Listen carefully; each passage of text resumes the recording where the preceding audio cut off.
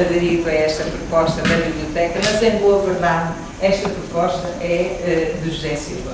José Silva é leitor da biblioteca e dirigiu-se à biblioteca fazendo, no fundo, esta proposta de apresentar aqui este ciclo de tertúlias em torno de autores ligados à cidade do Porto, figuras ilustres da cidade, que muitas vezes estão distantes do leitor comum. Ou seja, todos as conhecemos, porque dão nome às ruas, às praças, mas nem sempre a leitura das suas obras está próxima das pessoas, ou seja, do comum das pessoas. De forma que esta proposta de José Silva foi muito bem-vinda aqui à biblioteca. Também diga-se, em abono da verdade, que o José Silva fez estas tertúlias durante 3 ou 3 anos no Liceu e, portanto, é uma experiência nova esta deslocalização e, possivelmente, vai cativar novos públicos e novos leitores.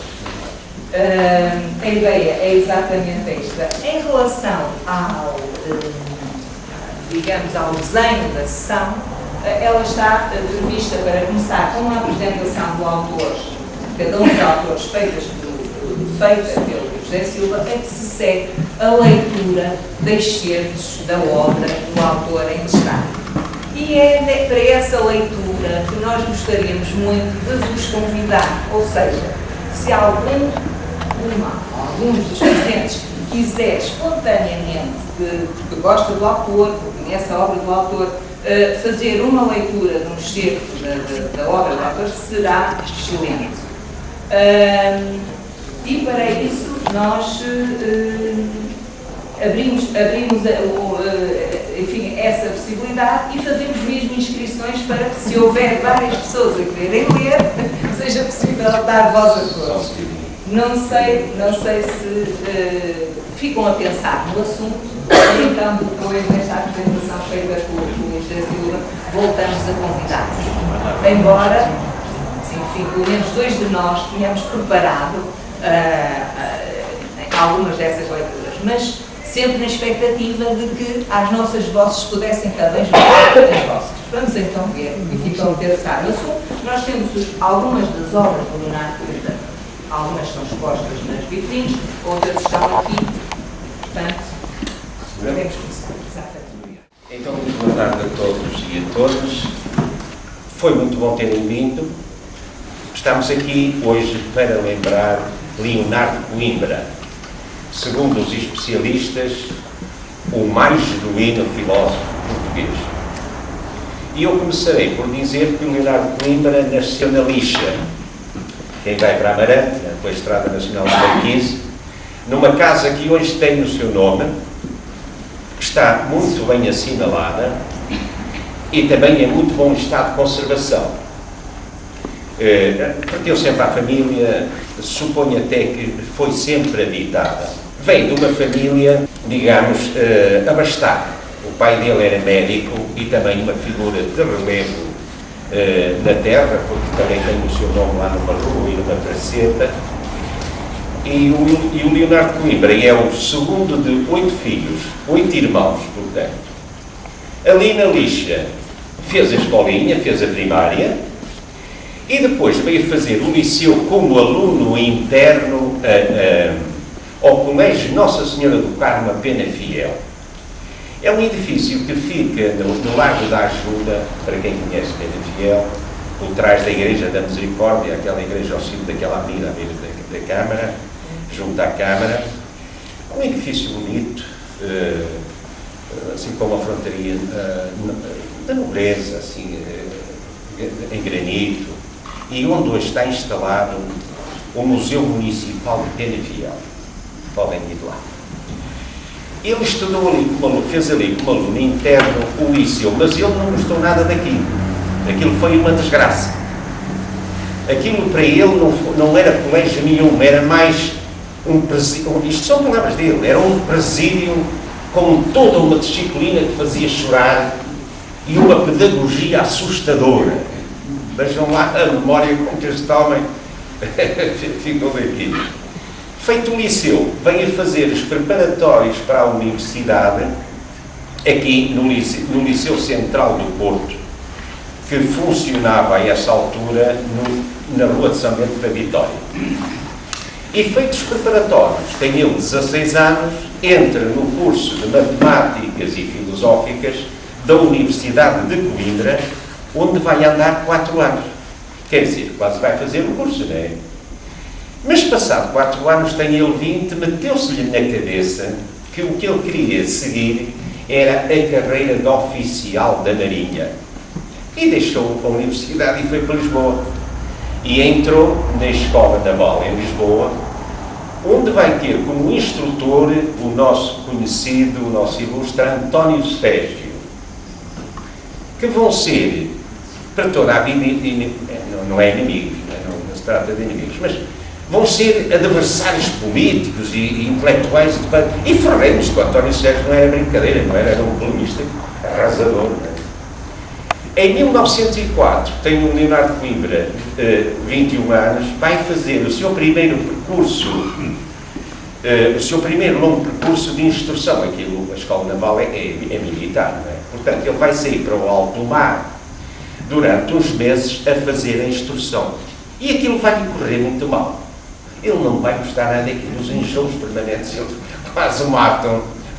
Ele quase que morre daquilo, e depois a angústia, né, de não poder fugir pelo navio fora e largar aquilo, ainda acaba a receita.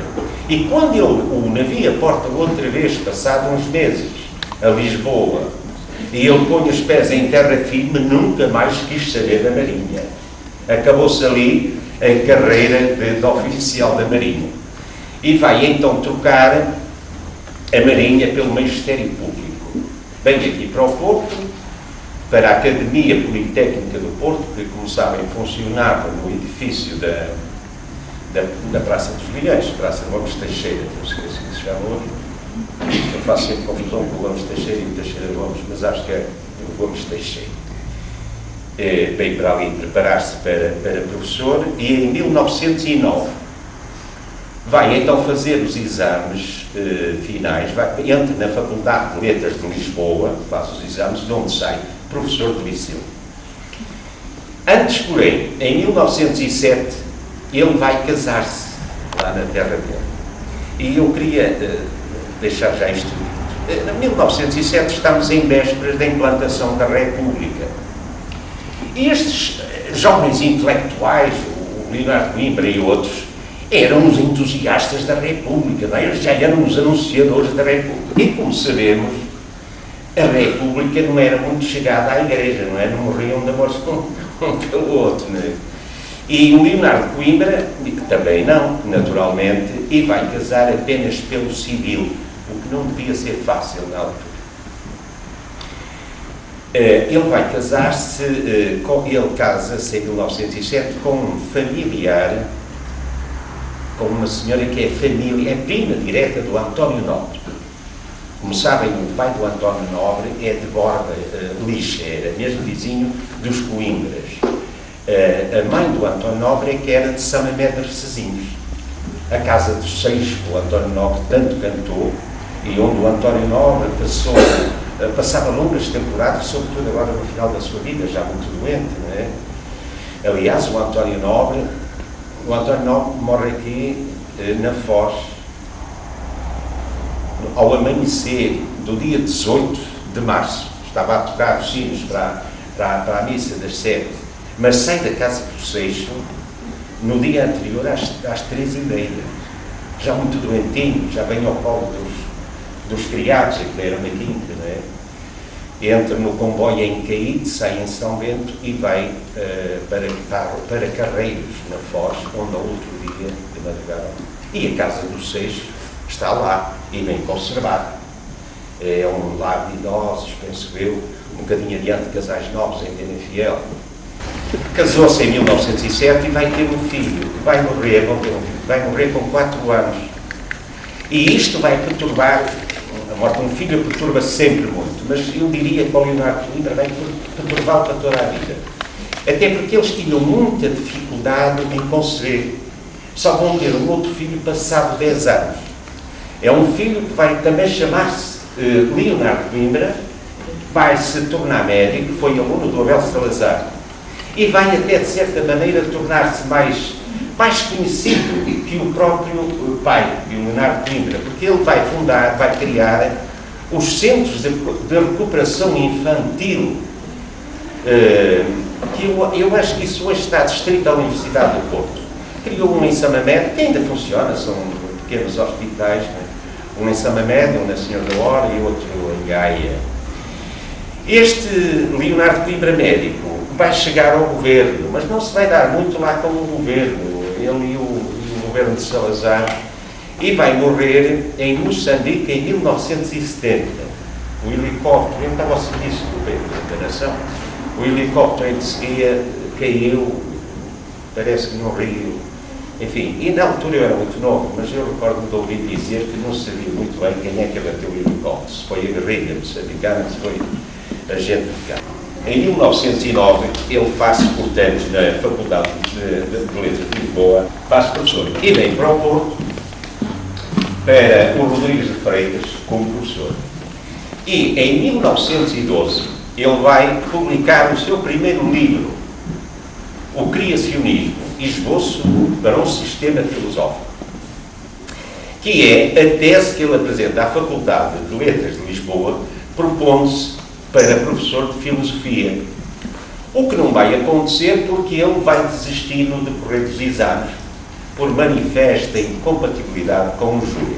Isto não está publicado, mas, portanto, enfim, mas os especialistas, os leonardinos, e eu refiro-me aqui sobretudo ao Cónigo Ângelo Alves aqui do Porto, que é tido como a maior autoridade em Leonardo Coimbra, ele diz o seguinte: o criacionismo era um sistema filosófico genuíno, novo, absolutamente original. E aquilo era matéria na altura tão nova que o júri não estava preparado para avaliar aquilo. Isto por um lado. Por outro lado, o Leonardo Coimbra foi sempre assim uma personalidade frontal, não é? E isto cria impulsos. Muito direto, ele era muito direto, era assim, um lutador, um orador, de gestos largos. Isto cria impulsos, cria antipatias, cria, em alguns casos, inimizades. E estas duas coisas juntas iam levar o júri a chumbar o Leonardo Coimbra. E o Leonardo Coimbra, para evitar essa humilhação, não é, do chumbo, desistiu. Desistiu, pronto, ficou sem essa competência, não é, sem essa possibilidade de ensinar. Voltou para o seu lugar de professor no Rodrigues de Freitas. E aqui, no Porto, como professor do Rodrigues de Freitas, vai, juntamente com Jaime Cortesão, Jaime Cortesão, que começava da zona de Coimbra, não é? Ansá, Cantanhede, e fez-se médico na faculdade em Lisboa, mas que nunca exerceu, veio logo para o Porto para ensinar História no Rodrigues de Freitas. O Leonardo Coimbra mais o Jaime Cortesão vão criar a revista literária A Nova Silva. E depois vão chamar outras pessoas e vão criar a Sociedade de Ensino Popular. Nós estamos mesmo em vésperas da implantação da República. Estes homens já professam estas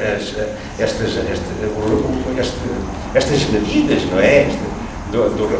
Da República. Bom, criar a Sociedade de Ensino Os Amigos do ABC.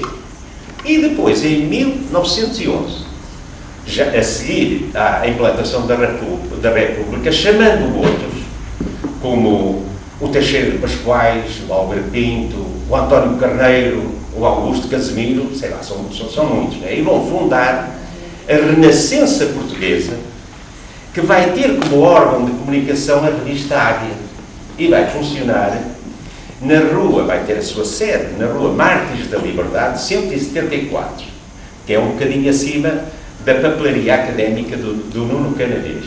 É um prédio que está bem assinalado, é muito bonito. E isto, meus amigos e minhas amigas, a Renascença Portuguesa, a revista Águia, isto não foi brincadeira nenhuma. Isto foi, muito pelo contrário, foi muito sério.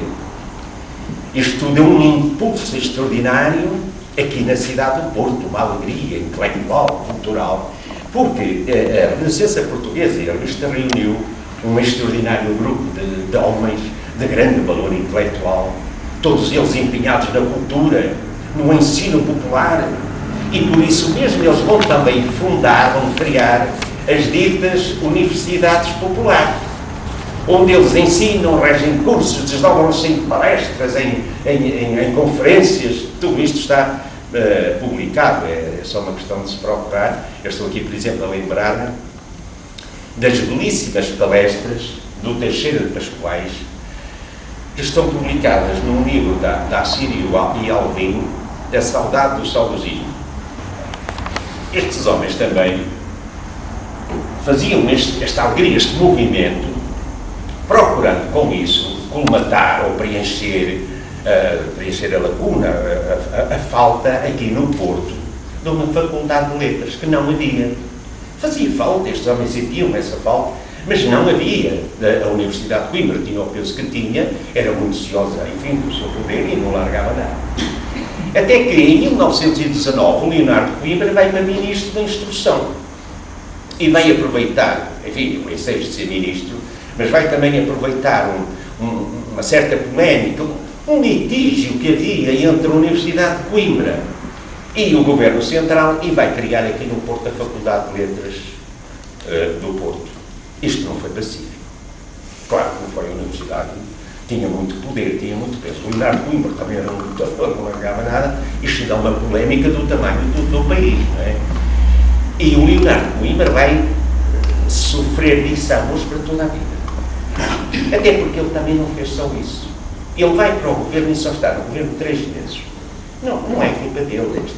Nesta altura, a República, isto funcionava mal, não é? Aquilo era governo atrás de governo. Não é? Ele é ministro 3 meses, cria a Faculdade de Letras e depois vem do governo e vai eleger a cadeira de Filosofia, para a qual até, como nós sabemos, nem está oficialmente autorizado, não está preparado, não tinha feito exame. Mas ele faz mais, ele vai ser o diretor da Faculdade de Letras. Quer dizer, ele vai ao governo 3 meses, cria a Faculdade de Letras, vem do governo, torna-se diretor da Faculdade de Letras e dono da cadeira de Filosofia. Isto é uma violência e eles não lhe perdoaram. Não lhe perdoaram e a Faculdade de Letras nasce condenada. Só funcionou 9 anos. É criada em 1919 e é extinta em 1928. Ela continua a funcionar, acho que até 31. Os alunos que estavam lá foram até ao fim, mas ela é extinta por decreto de 1928. No entanto, não demorou muito tempo para se dar conta de que o Leonardo de Coimbra fez muito bem em criar a Faculdade de Letras e em tornar-se professor de Filosofia.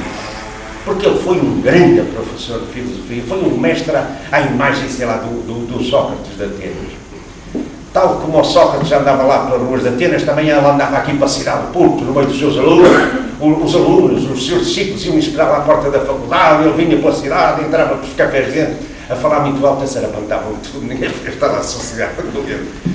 E vai deixar um grupo de seguidores extraordinário. O Santana Dionísio, o Adolfo Casais Monteiro, mas muitos de um valor intelectual extraordinário que criaram o movimento da filosofia portuguesa, que eu suponho que ainda hoje, enfim, não estou por dentro, suponho que ainda hoje estamos a ter essa influência. O Leonardo de Coimbra foi também deputado por 2 vezes. Mas isso ele era pior do que estes. Enfim, estes estão lá sempre. Hoje são bem remunerados. Os deputados estão lá. Eu acho que no tempo do Leonardo de Coimbra não eram remunerados. E ele poucas vezes lá foi até. E vai voltar a ser ministro em 1922. Mas se em 1919 ele só foi ministro 3 meses, em 1922 só foi nem 2 meses chegou a ser. E veio-se embora. Ele também não era propriamente um político. Ele era mais um ator, um criador de cultura, um dinamizador cultural, escrevido por aí pelos jornais, e por isso ele vai também chegar a ser presidente da Associação dos Jornalistas e Homens de Letras do Porto. E vai também ter condecorações, por exemplo, a Gra Cruz de Santiago. E vai fazer parte, ele vai pertencer à Academia de Ciências de Lisboa, que era assim o pico de prestígio que se para a pessoa. Como eu disse, o Leonardo de Coimbra casou pelo civil apenas, mas ele vai ter uma conversão ao catolicismo. Em 1935, passado quase 30 anos do seu casamento, ele casou em 1907, no dia 23 de dezembro de 1935, ele vai casar-se pela Igreja.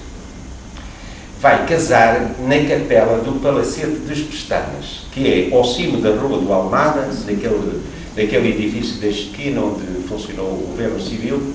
Por trás tem uma capela, assim, original, não sei se é bonita, se não é, já vale a pena ir lá ver, e há outra razão até para ir lá ver. A um e ao outro lado da porta, na frontaria desse rua, claro, até porque está sempre fechado, tem duas estátuas em granito. Uma representa o São José, outra o São Joaquim. São obras do Soares do Reis. Quem casa ao Leonardo de Coimbra é também uma figura muito bonita da igreja, que é o velho Padre Cru. O Leonardo de Coimbra, a esta altura, viviam na rua Antercantal, um bocadinho antes, quem vem da Arca d'Água para lá, um bocadinho antes do cruzamento da Constituição. O edifício já não existe. O Leonardo de Coimbra casa-se ali no dia 23 de dezembro de 1935 e depois, portanto, estamos em vésperas de Natal, não é? Pega na família e vão passar estas festas natalícias à lixa, à casa da família, em família. E estas festas natalícias, férias, não é? Pronto, lá fica. No dia do seu aniversário, ele nasceu em 30 de dezembro de 1883. Portanto, passados 52 anos, em 1935,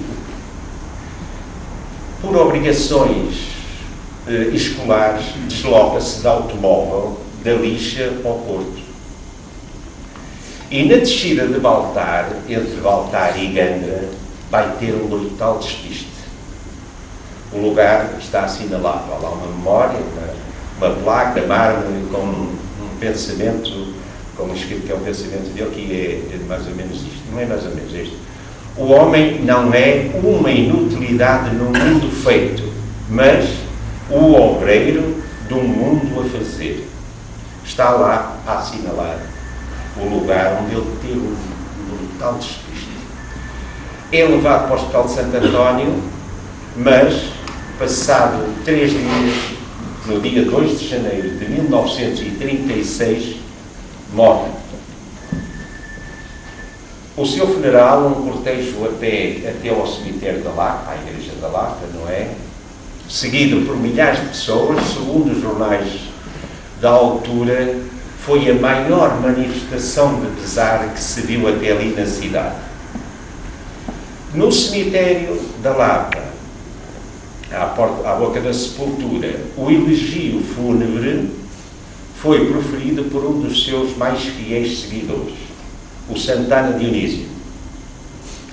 Foi sepultado no cemitério da Lapa e depois, passado aquele tempo que é estipulado, os seus restos mortais foram trasladados para a sua terra, para o cemitério da Lixa, onde, por sua própria vontade expressa, está sepultado em Campa Rasa. Muito obrigado.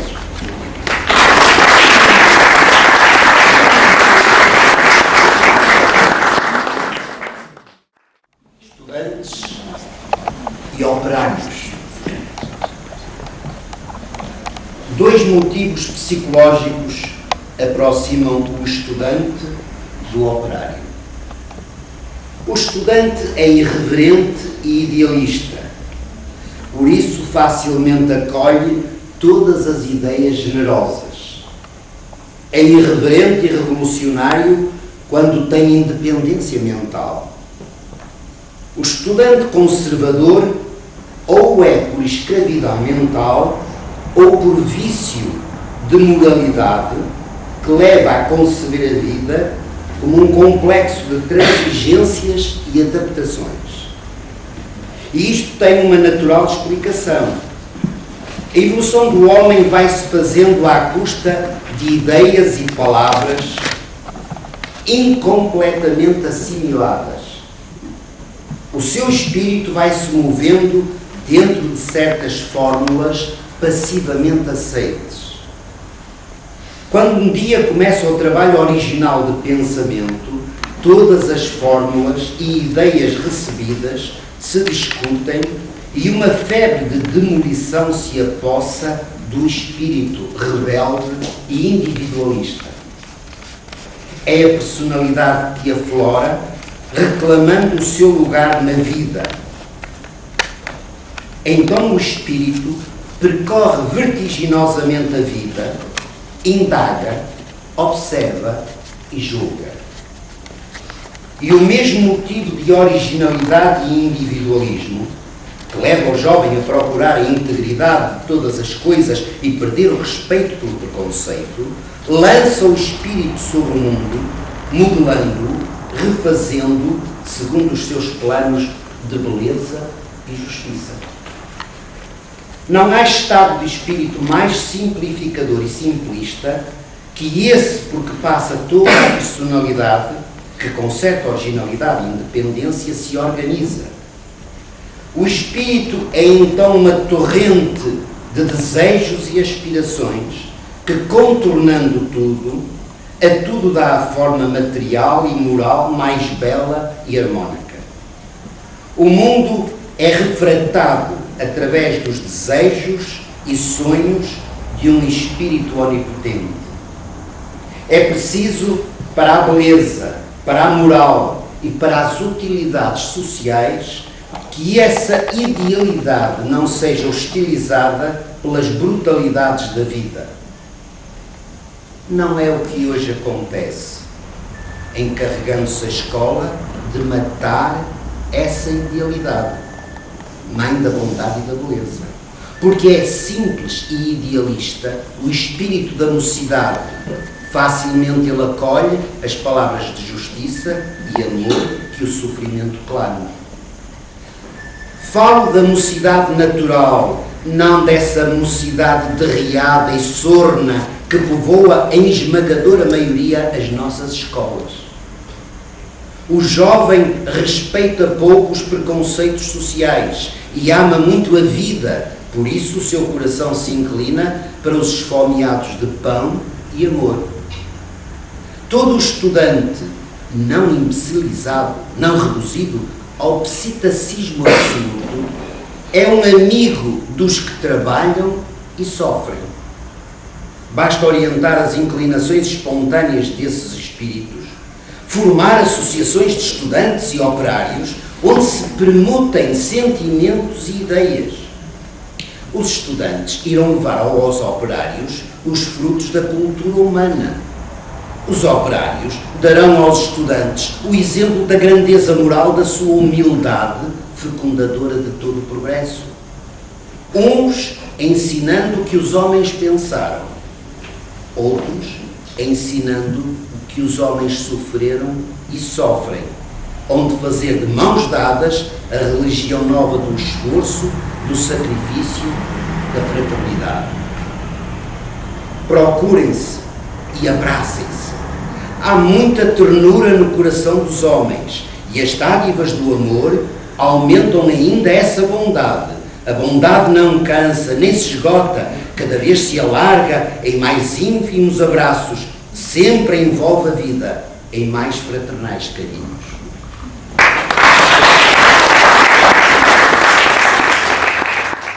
Chegou a hora sagrada de empunhar o chicote. Tudo tenho suportado aos inconscientes parlapatens desta mal-aventurada terra. A todas as intelectuais manifestações de suas burridades, tenho respondido com um silêncio que nem sequer envolvia desprezo, mas mágoa. E muita mágoa de um homem que sente e vive a fraternidade.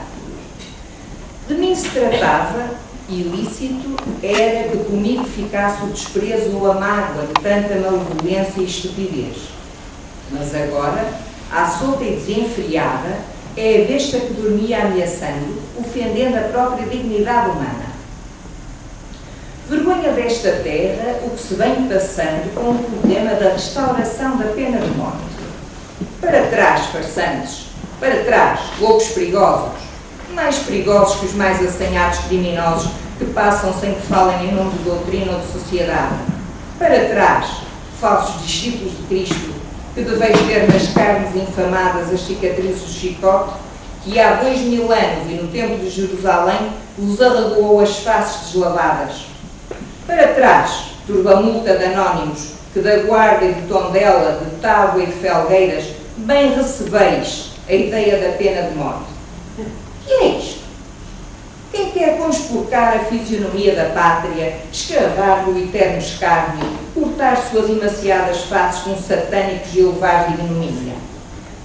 Ó falsos sacerdotes de Cristo, que pretendeis infligir-lhes torturas, matá-los lentamente, dar-se-lhe um sofrimento moroso, lento, até à expiação. Não tendes consciência que vos grito o horror do que dizeis? A expiação. Nisto vai toda a vossa alma regressiva, irmã de Caim, pior que o de Judas, negando não só a doce e eterna figura de Jesus, mas até os mais consolidados progressos da simples justiça humana. Esplêndidos guias para as almas, empregando as últimas horas de um condenado que lhe confiassem à tortura lenta até à expiação. Meu Deus!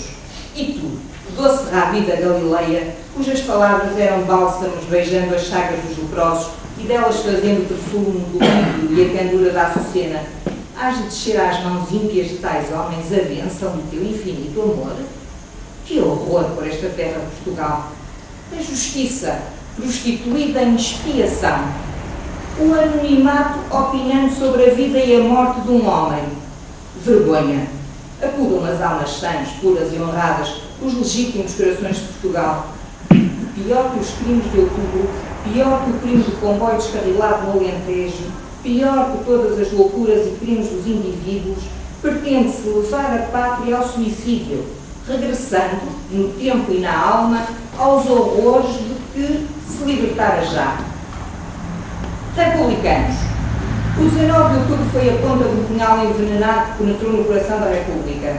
O que se pretende agora é carregar com toda a força da estupidez moral e intelectual do país no corpo desse punhal, para que ele penetre, enterrando toda a lâmina no coração dolorido da pátria. O regime, que consentindo o horrível regresso ao passado, terá de morrer para que a pátria o renegue, tentando sobreviver de outro modo à eterna, invisível vergonha. O que se passa na treva? Não sei, mas só da treva da inteligência ou da alma pode vir esta onda de horror que nos vem assaltando. Grito porque já falei. Já reduzi à miséria do seu nada neste jornal e no Notícias a possível aparência de defesa dessa monstruosidade. Agora só me resta gritar e, de chicote em punho, dizer a todos os raivosos, loucos, maus ou traidores que não passarão de máscara por entre a multidão aflita. Não ireis aos espetáculos da morte, ao grande circo de Nero apaziguar o sadismo ancestral da vossa maldade. A pena de morte é uma revivescência de um passado de horrores. Há países, como há organismos, que conservam um rudimento desse órgão herdado. Não consentiremos que torneis a pôr as mãos no chão, que coleis à espinha dorsal o rabo de macacos. Não virá a Portugal esse carnaval trágico pela força da nossa palavra, do nosso braço, da nossa indignação, do nosso amor. Para trás. E vós, mães de Portugal, ensinai a vossos filhos o sagrado horror por aqueles que nesta terra de Portugal, de faces límpidas, quiseram de novo erguer partíbulos, fazer das árvores do vosso amor o espantalho diabólico das forcas, onde ao vento da desgraça oscilassem de novo cadáveres envelhecendo. Peguem um cadáver, suspendam-no numa forca e em face dele perguntem então: quem há aí que aprove este horror? Este texto foi publicado na Tribuna, Diário Republicano da Manhã, Porto, 12 de março de 1922.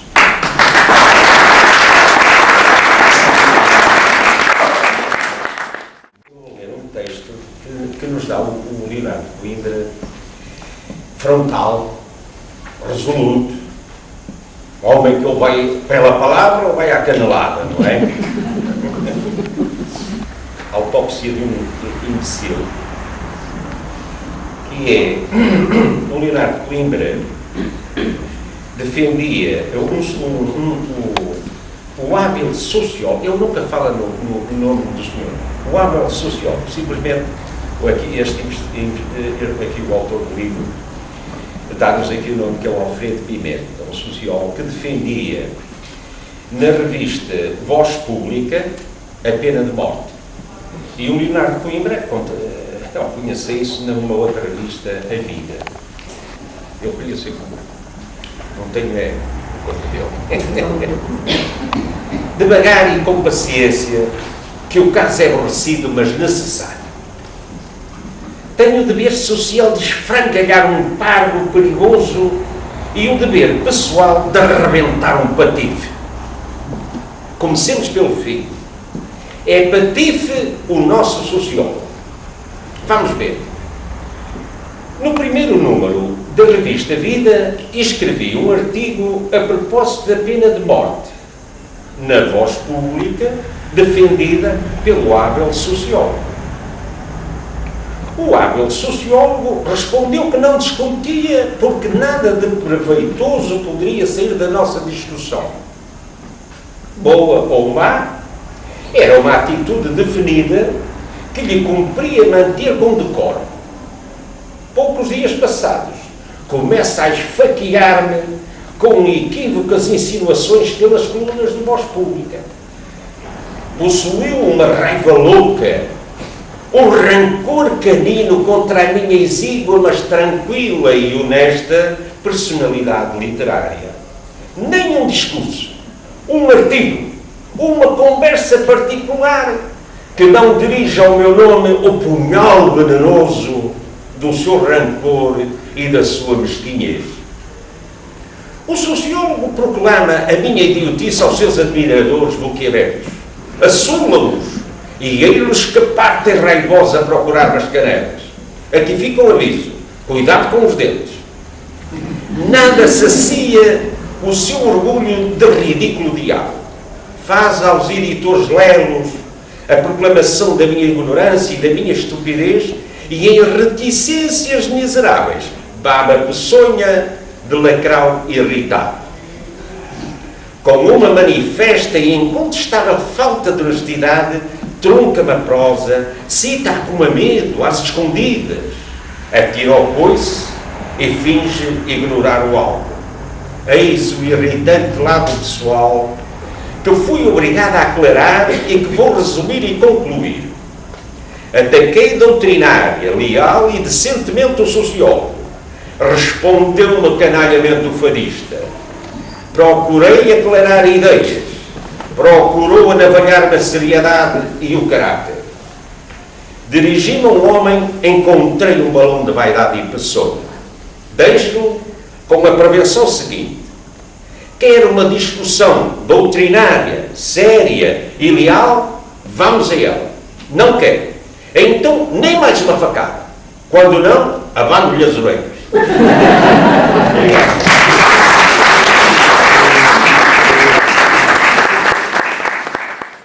Para terminarmos, uma cantiga muito emblemática do Zeca Afonso, que também nestes convívios servirá como mote e como incentivo para trazermos mais amigos a estas iniciativas.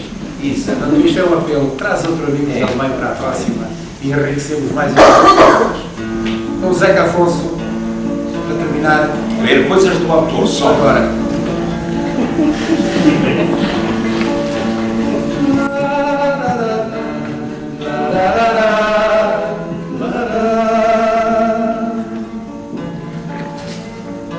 Amigo, maior que o pensamento, por essa estrada, amigo, vai. Por essa estrada, amigo, vai.